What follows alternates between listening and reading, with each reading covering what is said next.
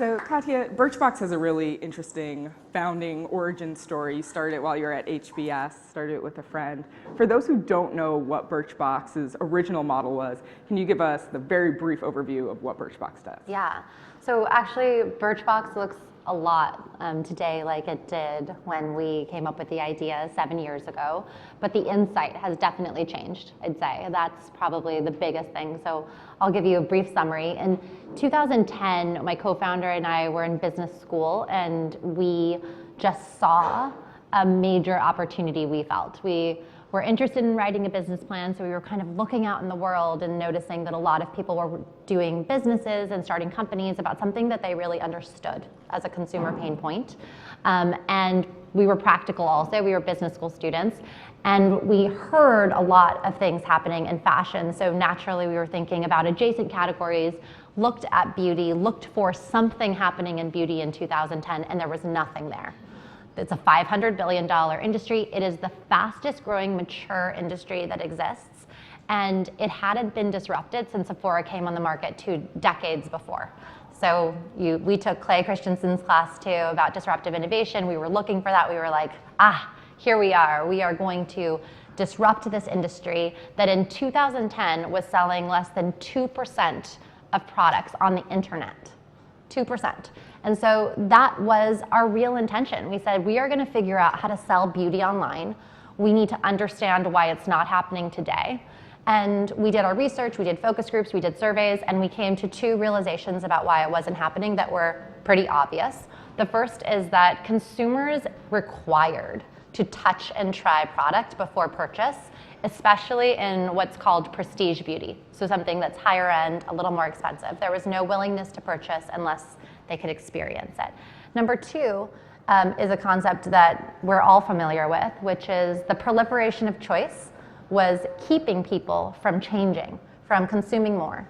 And that problem, that feeling that we know as women in beauty that there are so many options, what do I do, how do I change? That feeling was actually exacerbated by the internet, because 4 walls containing 20 mascara options is still finite.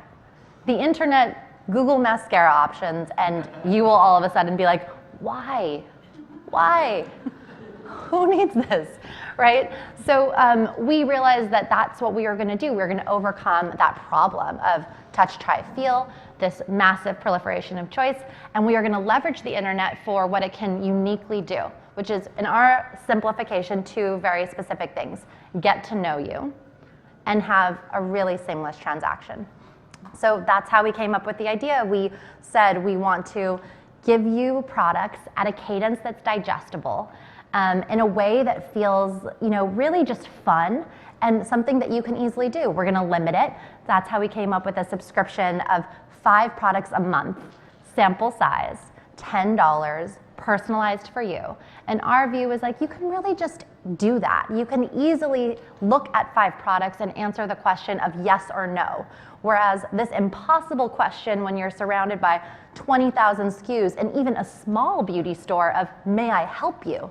It's a pretty challenging question for a lot of women. So we said, we'll have the subscription, we will pair it with content, and ultimately you can also purchase the product from us. So our vision from the outset was be a media company, be a marketing company, be the commerce transaction. Right. We launched in 2010 with that idea, and that's largely still what it is. And you often describe the consumer, the customer that you're going after as a passive consumer. What do you mean by passive consumer? Yeah, it can be taken a little bit out of context. So our idea, again, was to sell beauty on the internet, figure out a way to do that. But in 2014, we did a study to just understand, what is Birchbox and how does it fit in this ecosystem? And that's where we had, I think, the biggest epiphany and realization of the company, which is that the beauty industry has and continues to, even more so today, focus on consumers who are obsessed with beauty. It's the classic 80-20 rule, and it used to be how you had to build your business because you had limited ways of getting the word out. So naturally, you focused on the top 20% of consumers because they really overconsume. They represent the 80% of your sales, right? And when you have the need to have a simple marketing message with limited channels, you have to do that. But what we realized when we did this study is that we attracted the 80%, We attracted the average beauty consumer, a woman that was not obsessed with beauty, that was not, somebody whose passion was beauty. And we were completely changing her relationship with beauty. In 12 months, doubling her spend in the category, showing that she is underwhelmed with the current experience. And so when we talk about passive, what we mean is that all of us have a decision to make with everything we do in our life. We cannot be passionate and active about everything. We choose. We choose the categories that we want to really engage in, where we're going to be active. Maybe your passion is food, maybe your passion is travel, and you enjoy to consume the content, to think of the options, to build the itineraries, to build the menus, but you can't do that for everything. And so for other things that don't make it to your list, up until now, we've had to be more passive in that consumption, and we've had to take what that means, which is a subpar experience. For the majority of women, they've been having a subpar experience shopping for beauty. It's been a chore because it's not their passion. And our realization is that, first of all, that's unacceptable. It's completely a discretionary category. And because of technology and because of what we can do today, getting to know you, we can give you, the passive consumer, the average consumer, the experience of being an active consumer. A much better experience where you are learning about beauty in the right way, you are becoming a more informed customer, you are finding things that you wouldn't have without the work of an active consumer. Right. So that's what we really try to do. And originally you guys didn't have brick and mortar stores, and we'll get to that in a second. Yeah. So how were you getting the word out about the subscription service, and who was kind of the messenger that was growing that base for you? Yeah, so it's interesting because we didn't have brick and mortar, but we always thought of ourselves as being omni-channel, right? Because in some ways we did something really old school. We're definitely a technology company using machine learning and using all that, but we're also, our core strategy is the physical mail. Our big partner is USPS. So we always, our view is, because we were sending you a physical box. If you don't know what Birchbox is, we send you a physical box every single month. It changes. You have personalized samples of beauty or grooming inside. And so that's coming to your door. In our mind, that's like your little boutique has arrived. So that is actually how we have always gotten the word out. I know that sounds really strange, but we could watch it happening. People would start to get it in colleges and offices, and it was like Minesweeper. Like all of a sudden, people would see them, and it would grow. And it really did, and has continued to be a lot about word of mouth, as we now have, millions of subscribers in 6 countries right now. And so we also have a more traditional marketing funnel. But I have a very strong view about what we want to be at Birchbox, which is not a marketing company. And my view is that if you continue to change the product and make sure it maintains relevance as the context we all live in changes, you should have a really significant and healthy amount of organic as you grow your business, because organic is a barometer that you have found product market fit. And I just firmly believe that. There is a lot more noise, there's a lot of challenges of marketing today because of how much is out there, but I still believe that it tells you if you found something that people really want to talk about and really share, and if not, it's just a matter of time. I want to talk a little bit about the decision to move into brick and mortar stores. I think the thing that we hear about a lot right now is the growth of e-commerce, kind of some of the dangers that come with having a physical space and having to pay for that, deal with increasing rents, et cetera, et cetera. Why did you guys make the decision to move into that physical space?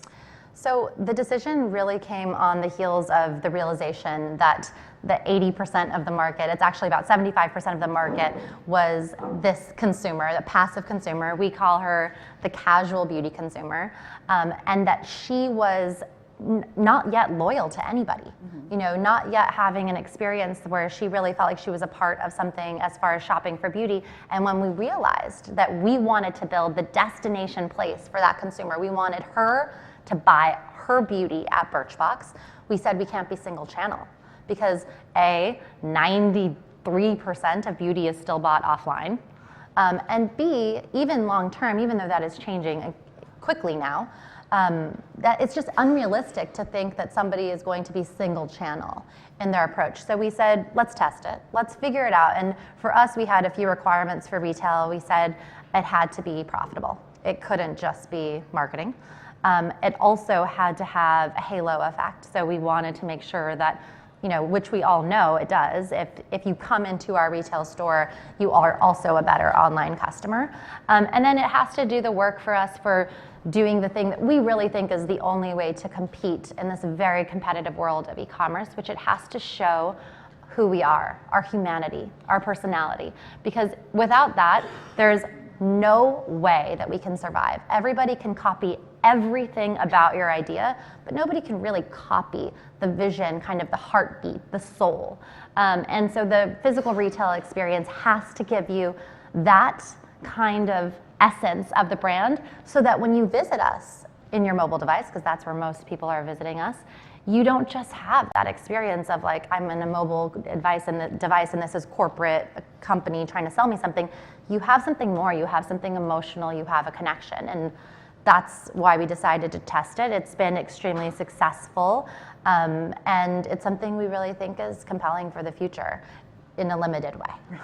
And I heard that you guys are thinking about the setup of the store differently than a lot of beauty brands do. Right. How is the setup of the physical space kind of leaning into the idea of the passive consumer? Yeah. So that's a huge thing that we wanted to show. We didn't want to just make a beauty store like every other beauty store. It's smaller, it might have better light, like bright light, dark light, a little less intimidating. We wanted it to feel really different. Say, okay, why doesn't this average beauty consumer love shopping for beauty? And one of our views is that the setup is actually kind of against us because it's these brand silos, these brand blocks, and we're like, why do I care about this brand? Are they good at everything? Kind of inherently skeptical. So we merchandise by category. You can shop all lip together, all mascaras together, all eyes together. It really helps, we believe our customer, it really helps store associates have a dialogue with you, because if you're looking at a serum, which if you're not using a serum, men and women, I mean, it's a really important step in moisturizing. If you're looking at a wall of serums and you see one for $30, you see one for $70, a store associate can immediately engage with you on why that's there, versus kind of hopping to different gondolas and being like, wait, is that the same kind of serum? This one says this one says that. So we really just try to simplify it and say, like, these things wash your face. These things will wash your hair. And they do a little bit different things. They have different benefits. So it's highly curated merchandise, kind of with the idea in mind that this customer is not as brand loyal, as brand obsessed. She just needs it to work for her and her life, right? So that's the idea behind it. You could also build your own Birchbox there, so you can have a little bit of that candy land. And our view, and my strong view about the future of what's going to work in any consumer experience, any consumer business, is that being at the intersection of delight and efficacy is the only play. It's the only play. You're going to be able to have your cake and eat it too, and everything. Going to the doctor soon is going to seem so fun. Everything is going to get more fun, and it's going to be more effective. It's going to respect your time more. It's going to respect your decision more. It's going to think that you're smarter. And that is what we try to do. So the building your own Birchbox is a bit of that kind of Candyland experience, but it also can be really practical. A lot of our subscribers go in to just build a box for travel. They want, they know exactly what they like. They want to do something very specific. So I have a few more questions for Katia, but I did want to let the audience know that we're going to be taking questions from you guys as well. So if you want to start thinking about them and condensing them down and also making sure they're actually questions, you should just do that now. So 2016 was a hard year for Birchbox. I want you to talk a little bit about some of the challenges that the company faced. Yeah. So Birchbox is a venture-backed company, and we just realized the tides were changing. Venture was not as interested, frankly, in e-commerce companies. It had gone through what always happens, a lot of interest and then waning interest. And so we made an extremely hard decision that we just didn't want to be at the whim of access to capital and availability of capital to venture capital. So we decided that we were going to really shift gears. We went from having quite a lot of available capital to just fund growth and to invest in the future, to saying we are going to be self-funding growth, which means we have to become profitable extremely quickly.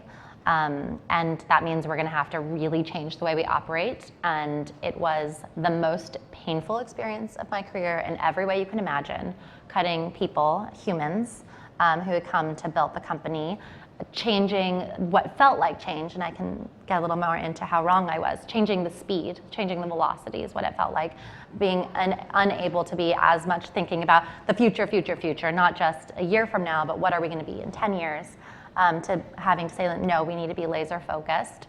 But I can honestly tell you, in retrospect, it's the best experience we've ever had as a company. It's we've come out of it so strong. We became profitable so much faster than we anticipated. And I really learned the difference as a leader of how powerful it is to have everybody kind of rowing in the same direction. Because what happens when you have a lot of capital is that you can have multiple priorities, and miniature teams can start to have their own priorities, and then they move them like tiny amounts, right? Which doesn't feel good to anybody. And once you say like, nope, we are all on the same track, we're gonna do our priorities sequentially and linearly, we're gonna think about the same thing at the same moment, the exponential success that you have together, it's so powerful. It's powerful for everything. It's powerful for business results. It's powerful for team morale, which is powerful for retention, which is powerful for business results. So it ended up being a really great experience. It's given us a lot of independence. It's given me a lot more confidence as a leader, I'd say. I think there's always a sense when you're doing something for the first time and it ends up being successful at the gate that you got lucky. So once you kind of get unlucky, you got to see what you're really made of. And it definitely, I think, made all of us feel like we know how to operate the shit out of our business. So yeah, now it's 2018, and we have a lot. I mean, all of that is still kind of coursing through our veins, and it's a little bit of PTSD, but I think you need a little of that always. It gives you perspective. Yeah. So as you said, we're in 2018 now. So looking forward into 2018, 2019, 2020, what do you think the growth areas are, both for Birchbox specifically and for the beauty industry more generally?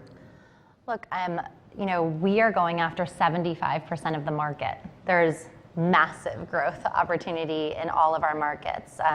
We are also in Europe. We're of course thinking about other markets down the road, but we are just so laser focused on finding this casual beauty consumer who's an extremely hard consumer to find, because just in case you didn't catch this yet, she's not looking for us. She's truly not looking for us. She's fine, right? But she's not delighted. And we think that's a travesty, because you deserve it. You deserve to be delighted in any discretionary category. So we are focused on building the destination. It represents obviously just such a huge opportunity, and that's where, that's the growth for the company. Beauty overall is transforming. It is truly, truly changing. I think these massive beauty companies that have existed for so long and kind of have felt like foregone conclusions, just like everything in retail, they're just no longer a foregone conclusion. There's the internet has allowed people to really start to develop kind of niche interests, and for people to find them in some ways cost effectively. That's again changing a lot based on the algorithms there. But that has built all of these just tiny companies into huge successes overnight, and it's causing this hyper fragmentation that I think is in no way reached its full state of what is happening. So the beauty industry, I think, is facing a huge opportunity right now, right? Where customers now are really in the driver's seat, and they are really dictating and saying, like, now we really have control over your success. Like, what are you going to do to make me want to buy this, to make me want to be loyal to this? Like, prove it. And that is how it should be, by the way. Like, we exist for you. We do not exist because we had a good idea and you're welcome, right? You get to decide whether we continue to exist. That is truly how it should be. It's the best time ever to serve. It's the best time ever to serve a customer, because it's the best time ever to be a customer. We are also all consumers. It's a great time. You have to embrace that, though, and I think I do think that there's like a legacy fear of it. So I think it is creating huge opportunities for companies who are embracing it and who are not afraid. We want to go to the audience for questions. I think we have one right here.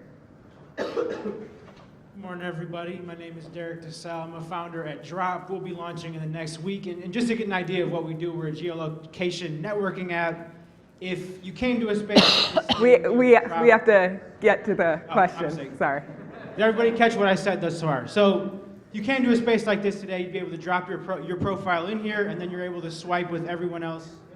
Yeah. Yeah. So my question Thank is, you. how do geolocation social apps integrate with retail, and how do we get people in the door and then make the experience more immersive with social? It sounds like you're the right person to answer that question, maybe at a different time. I mean, I think, but no disrespect. I mean, I think that you're right. That's going to be a huge part of the future, our ability to use, these digital fences to understand where you are and serve you better as a result. It's good for e-commerce, and it's also good for physical retail. We only have one store, so we'd be like telling you here, like, in 4 hours, you can get to Birchbox Soho, so you're not going to be getting any messages of that like that from us. But I definitely think it's going to impact the way that we drive traffic. Right. I think we have one. Hi, my name is George Lander. I'm with CrazySexyIntellect.com. I was wondering that recently President Trump, in one of his many Twitter storms, went after Amazon, and one of their major partners is USPS as well. Do you kind of have like a moment, or is that something that you think about in terms of formulating those partnerships and what those kind of more traditional partnerships look like within the emerging and more emerging e-commerce markets where you're merging together, but what does that really look like for those what do those partnerships really look like for those older traditional models like the mail service? I mean, no, I didn't. I definitely didn't have any moment of that. I'd say we've, to be really honest, when you're operating a company where so much of your cost comes in shipping, you are not loyal to any of those partners either. Like, they are on all the time edge that we might move our millions of tiny, predictable, easy things to deliver to somebody else. So we are constantly negotiating. We're constantly looking at new partners. We've moved back. It's a huge part of our business model, and we really are focusing on it from much more right now of a margin perspective. What is the cost of this? What is the delivery quality of this? How is it coming to customers? And that has been really the way that we've decided to date. As far as other considerations about being an e-commerce company and its impact on the world, we absolutely continue to think about sustainability, continue to think about what our packaging is made of and how we can offset that. And I'm super interested in the evolution of some of the things that enable commerce companies and how they are going to become sustainable. We are not at the level to kind of control delivery of our own product and own that yet. But I think there has to be more innovation there. There has to be more options there. I think we have one right back there. Excuse me. Hi. I'm Nicole Cooper. I'm from the University of Maryland. I work at the business school. I'm just curious how you are currently targeting that customer. I mean, what are some of the ways that you're getting out to that passive beauty consumer? My CMO would love she would love to talk to you. Honestly, we have decided that the way to get to her has to be on the product being great. Right, so we are spending a lot more energy on investing in personalization and evolving the way that the algorithm, the machine learning is learning about you. We're also investing more in the contextualization of the personalization, but like explaining to you how this brain is thinking about your decision. And so that the customer has more, again, delight, happiness, stickiness, and that she will share the story more alongside like a more traditional marketing funnel. So that's our investment in the product is really personalization, maybe merchandising. Like, we've learned about what samples people love, what converts, what brands. So we are constantly refining that, constantly refining the personalization to make the product better. Marketing funnel size, we use television, which works. One of the big, it's not huge and it's not new, but an evolution that happened in television media buying is that there is now a remnant TV market. So small companies like mine who could never afford to buy like significant and important time blocks, we can buy to a demographic and we can do it in a pretty cost-efficient way. So we do television, and then the vast majority of our spend happens in social and search. So traditional, but the social and search is getting more to mid-bottom funnel activity. Television is prospecting type of activity, and then the user is the biggest prospecting all the way to converting activity. So that's what we do, but it's the question. Tell people if you're her. I think we have right there. I'm Megan Klein. I'm the Director of Communications and Culture at Edens. We're a retail real estate developer. Thanks for being here. Glad to see you. I'm really curious about your thoughts on investing in human capital and talent recruiting in a brick and mortar store versus an online environment. Gosh, I am thinking about that all the time, because if and when we have even some small footprint of physical stores, everybody's common knowledge is that that is just the biggest cost, right? Is that the turnover of that talent. And also, one of my biggest learnings in being into the physical space is the talent in that space is literally the only thing that matters. If you put boxes on the floor of the product and had great people in there, I mean, like in a warehouse, like hardly lit, you could still sell the product. Having the most beautiful space and all this technology truly doesn't matter, right? It really comes down to the people. So what we've been trying to think about is how do we make the talent in our physical spaces full-time talent? That's obviously the play. How can we use these stores as more than stores, as maybe spaces that have, second floor spaces that we're using for delivering other aspects of Birchbox as service, or warehouse spaces for delivering the e-commerce, so that these employees are not just hourly employees. So they feel extremely connected to our vision and mission, right? To be here for this casual beauty consumer, that they're full-time, that we can invest in their training and invest in their development, and that we get to amortize some of that investment instead of it walking out the door in 6 months. So that's what we're thinking, is like, how can we build something that can have more full-time? Everyone, please join me in thanking Katia.